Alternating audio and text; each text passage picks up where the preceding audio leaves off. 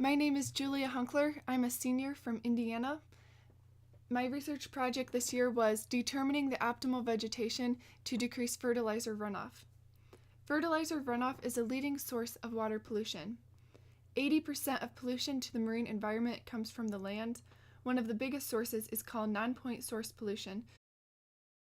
So Lake Erie has been dealing with massive issues of algae blooms due to the amount of nutrients entering into the body of water from surrounding farm fields. So this summer I visited Lake Erie to do some water testing. It was alarming at how high the phosphorus concentrations were. This encouraged me to do this research and find a solution. So vegetated filter strips are a natural approach to this issue.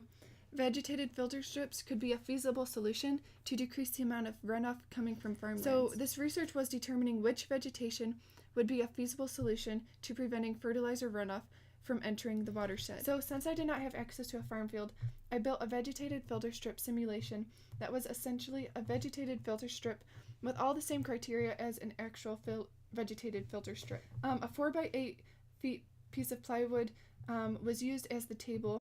The table has 8 rows divided with a 1 by 2 inch wood piece. So chicken wire was cut into strips and shaped into half circles to create domes for each row of plastic covering. This provided structure to the plastic. The greenhouse tubes were 5 by 3 feet plastic sheeting. Each tube was rolled and taped on the seam to make it airtight. The phosphorus concentrations were poured down each row each day. Each row was tested by how much phosphorus the grass could take up.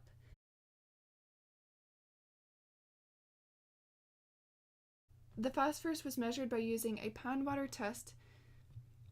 Pond water test drops were added for the color to change. This color would indicate how much phosphorus was present in the water. To find the exact color of the phosphorus concentration, a light box was used. A homemade spectrometer was made.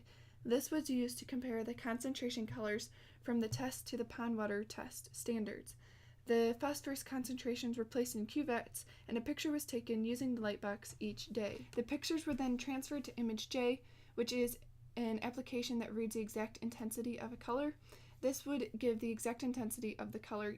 Using the intensity numbers, a Beer's Law plot was used to calibrate the intensity to the concentration. So my Beer's Law plot was just pretty much a calibration chart. So in conclusion, switchgrass was the vegetation that decreased the most amount of phosphorus, and it could be a solution for farmers to use. Thank you so much.